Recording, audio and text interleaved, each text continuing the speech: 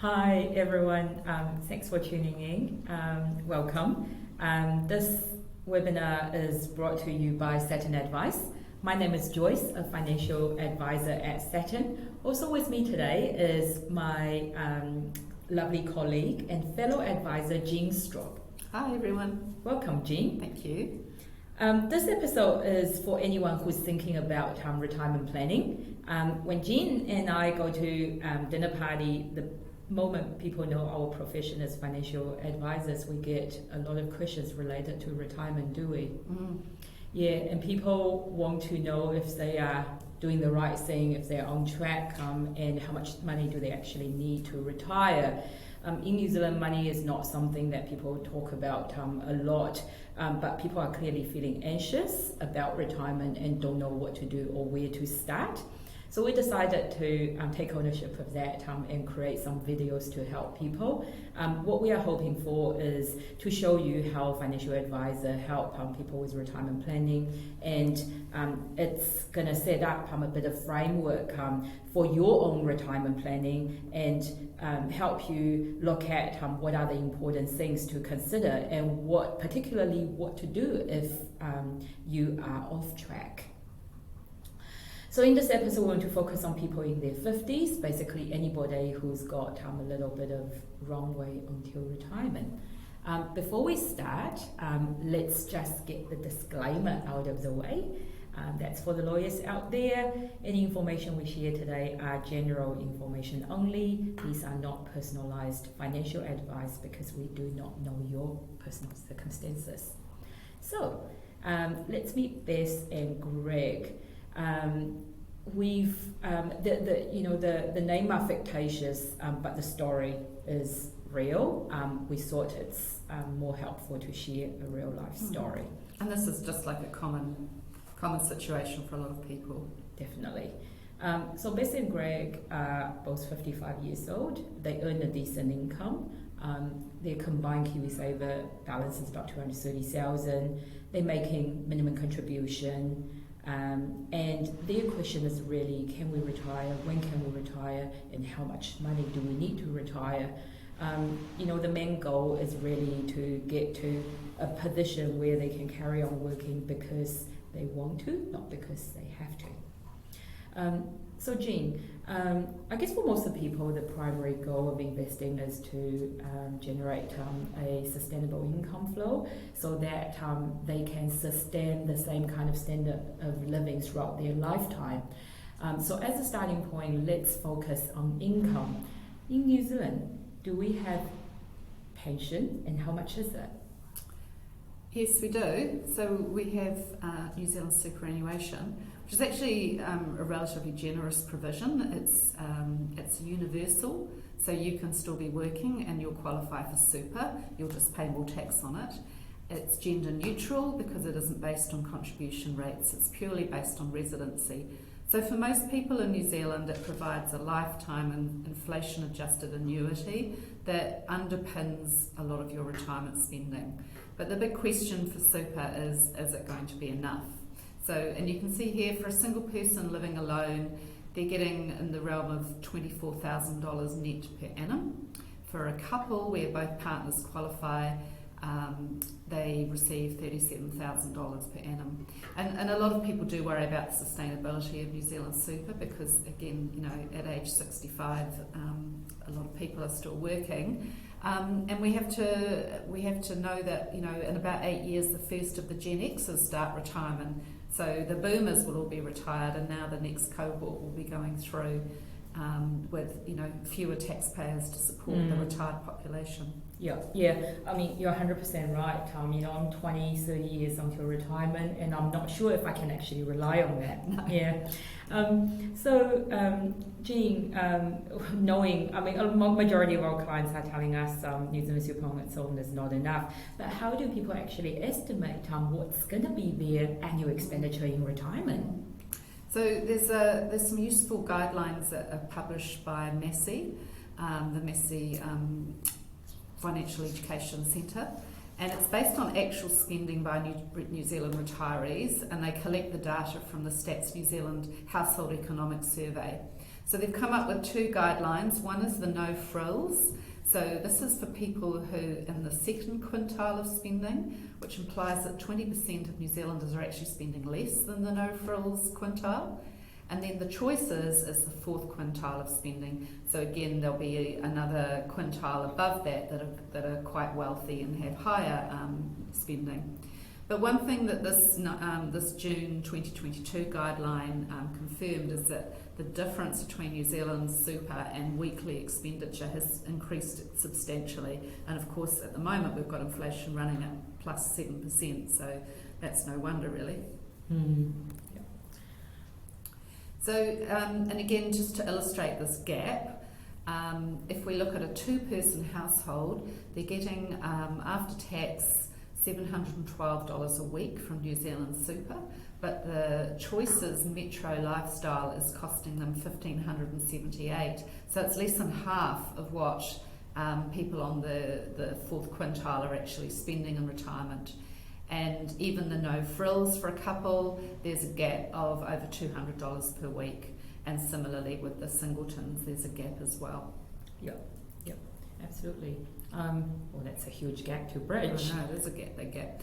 And I think you can also, it's quite an interesting exercise to drill into your own expenditure and just ask yourself, when I retire, what is going to stay the same in terms of my spending and what will change? So the things that will stay the same are going to be general household costs like rates, general insurance, etc., food, broadband. What will change is for most people, if they're paying expensive income or trauma cover, that will stop. Hopefully they're not paying their mortgage, so that's a big chunk of money that they won't be paying out of their salary. They're probably not going to be saving and investing. But set against that, there's often higher levels of expenditure in the early years of retirement because you're young and you want to travel. You might be doing more activities. You've signed up for the bowling club. You're going off to do the Milford track. And often in later years, as we know, your healthcare and residential care costs can increase. But other things, people might decide they'll just have one car instead of two.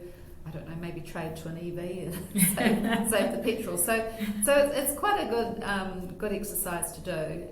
And again, when we do retirement planning, we do inflation adjust expenditure to some degree. Yeah. I think there are a lot of rule of thumb figure out there saying that in retirement your expenditure might drop to 70% of your current expenditure, but eventually it is quite an individual experience, so it's worthwhile going through your own budget and using the Massey University expenditure guideline as a bit of benchmark. That's right. Yeah. So applying that, shall we look at Beth and Greg, how does their retirement look like? Yeah, this is just the initial calculation for Beth and Greg, showing they're doing really only saving 3% in a KiwiSaver at the moment, but they've got the huge advantage of being mortgage free and being 55, so they've got time.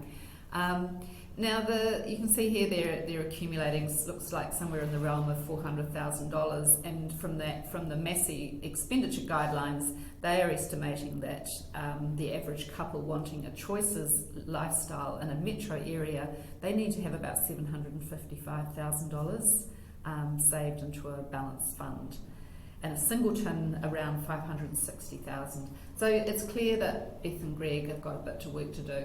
So here we're asking for the Choices lifestyle, which is about $80,000 per annum, inflation adjusted. But when they get to 78, we're going to drop it to 60,000 because they'll probably be living a more quieter lifestyle. Mm-hmm. But as it is now, they're running out of money at 75. And of course, you'd make adjustments before you got to that point, but still, I think we can make things a lot better for them. Yeah, definitely. And also, just for the audience out there, I want to say if this is the first time you are seriously doing financial planning, retirement planning, there is a good chance there is a shortfall. And that's quite natural and not the end of the world. I think the important thing is that, particularly if you're in your 50s or even younger, there is still quite a long way until retirement. So that means there are certain things that you can do today to alter that future outcome. So on that note, Bess and Greg are certainly not happy with their money running out at age 75. So Jean, what are some of the levers that they can pull, I guess? So the most obvious thing is they've got very few claims on their entire household income at the moment, so they need to save more. And the easiest thing to do is just increase your KiwiSaver contributions. So we're saying here they're going from 3% to 6%. And of course their employee contribution will remain at 3%. And the other really obvious thing for them to do is if they've recently been paying their mortgage, let's in this instance say it's $1,600 per month, you're not used to spending that money, so carry on saving it and save it into either KiwiSaver or a portfolio outside of KiwiSaver just for the liquidity. So again, you can talk to us at Saturn because we do retirement portfolios, but also a lot of KiwiSaver managers have a non-KiwiSaver version of their KiwiSaver funds.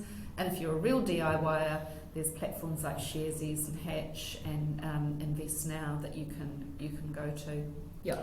So we've made these adjustments, and now they're running out of money at 82, so it's better, but it's not as good as it can be. Yeah, and for those of you who's quite visual, like I just want to illustrate, so you see this hill going up, that's basically when people go through accumulation phase, and then when the hills start coming down, that's when you start drawing out a regular income, and that's when we go through what we call decumulation phase.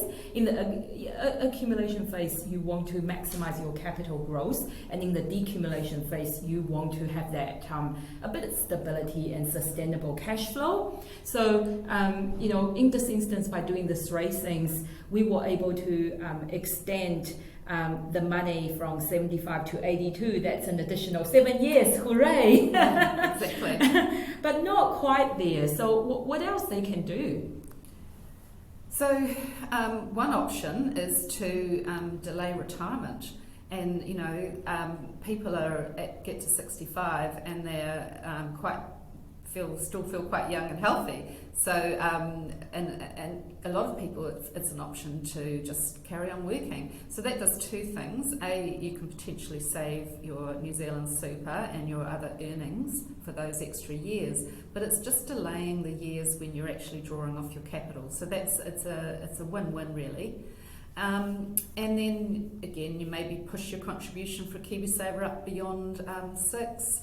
And in this case, we've looked at their income and expenses, and this couple have decided they can save actually $2,400 per month, so an extra $800 per month, and that's got them to both be 95, and they've still got money available. But I think it's important to, when you're doing these very, very long-term projections, you have to do it on a regular basis because people's personal circumstances can change quite dramatically, and the markets can change dramatically as well. So it's not to me, it's not a set and forget. You check in on a regular basis to make sure that you are on track. Yeah. And if you're not, we can make adjustments. Yeah, 100% agree with you. Life is a fickle thing, and I think 99.9% of our clients appreciate that regular meeting with us, just to make sure, despite all that change happening in their lives, they are still on track. Jean, so far we've talked about the better options, the levers. Do you want to just give it a quick sum up? Yes. So these are the better options for you. And the first one is, as we said, save more money. You can't accumulate wealth unless you don't spend all of your income and you save some of it. You can delay retirement, so we've talked about that, and there's a lot of research to show that if you remain in the workforce in some degree and you're engaged in the community, it's got a really positive effect on your longevity. So people who've got a reason to get out of bed, who are with other people, tend to live longer than people who are just sitting at home.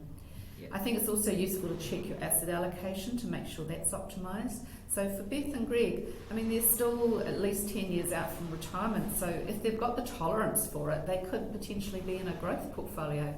But as you get closer and closer to retirement, I think it's important to build up a pool of short-term money that will fund your first few years of retirement, because that means if the markets do what they've done this year in 2022, you've got your short-term money that is stable, and you've got time to allow your portfolio to recover. Yeah. And then when the portfolio goes on a tear and you maybe have a 10% year, take some money back and top up your cash. Yeah, definitely. Jean, going slightly off tangent, what's going to be your job of choice when in retirement? Yeah, so if it was me, I'd probably try and get a job in a garden centre. But you know, people say, oh look, I'd like to go and be a barista, or you know. Yeah. And of course, if your retirement income's fine, you can just go off and do volunteer work and join lots of clubs. Yeah, good to have options, eh? Yeah. Not everybody is in a position to pull these levers. You know, what are other fallback options that people can use? Okay. So I think the worst one is to just plan on spending less money. And if you've maxed yourself out, you can't really save, you've left it too late. Sometimes that's unfortunately, you know, you just have to deal with that. Downsizing your home is a common one. You know, a lot of people think I'm going to sell the large family home with a big section and downsize. So it doesn't always free up as much money as you expect, and I've met the odd person that have actually ended up spending more on their retirement home. And again, you know, if you're living in a main centre and you want to relocate to the regions, often yes, that will work and you'll free up some money. But the downside is you might be moving away from your family, from your friends, from that social connectivity. And again, if you're selling the big old house and moving to a nice modern townhouse with double glazing and insulation, you may not free up quite as much as you expect. A reverse mortgage, this is it's a tricky one. Like, you've got to take really, really good advice, because of course you've got to make sure that you're not going to consume all of the capital in your home. But there's some people where a reverse equity mortgage will work very well, and it's worked out. It depends on your age and the value of your home. They calculate a percentage that you can take as a lump sum, but a lot of providers will allow you to just take a monthly income from your property. So as I said, it's works can be a really good option for some people, but take very, very good advice. And even, you know, think outside the square. Can your family fund your retirement? You know, if they're going to inherit the $2 million home, maybe they could take the mortgage and just help you along with your retirement spending for those last few years. And then a lot of people expect to get an inheritance, and we are seeing this huge transfer of wealth from the baby boomers to the next generation. Again, you know, you can't always rely on this, because our parents are living a lot longer. So, you know, you might be in your 60s before you get an inheritance, and if one of your parents has to spend a prolonged time in care, that might erode it considerably. So great if it's on the table, but again, I think if you try to be as self-sufficient as you can. And when you look at your retirement capital, you know, we're often asked about a safe drawdown rate, and the classic rule of thumb has always been 4%. But I think when markets are having a really good year, people instinctively understand that maybe they can spend a bit more and go on a cruise, and the years when things aren't so good, they tend to batten down the hatches and spend less. Yeah. So those are all things that will increase the longevity of your portfolio. Yeah. It sounds like flexibility is quite important. And in addition, you know, with downsizing reverse mortgage, I think planning is the key. If you know how much capital you need to release to make sure money lasts your lifetime, then you will be able to make more informed decisions. Yes, that's right, yeah. So, to sum it up, basically it's really important to have a plan, and it will give you the clarity you need and help you figure out if you're on track or off track. Have a strategy or a combination of strategies and stick to it. Last but not the least, make sure you review and adapt to changes. We've got, you can pause the video here, we've got our details in front of you. If you need any help with financial planning or investment planning, get in touch with us. This is our jam. And thank you for staying with us in the last 20 minutes or so. We also want to give away our time and some stuff for free. So you can get in touch and book a free 30 minutes consultation with Jean or myself. In addition, we own a Kiwisaver digital advice business called National Capital. You can go online, search it up, and complete a free online health check. Basically, it is a tool to help you work out if you are saving enough in your Kiwisaver. Are you with the right provider, and are you actually in the right strategy? National Capital also produced a guide called 5 Steps to a Secure Retirement in New Zealand. And if you want a copy of this book, just drop us an email, we will send it to you. That concludes our webinar, and thanks everybody for tuning in, and we hope to see you again. Bye. Bye.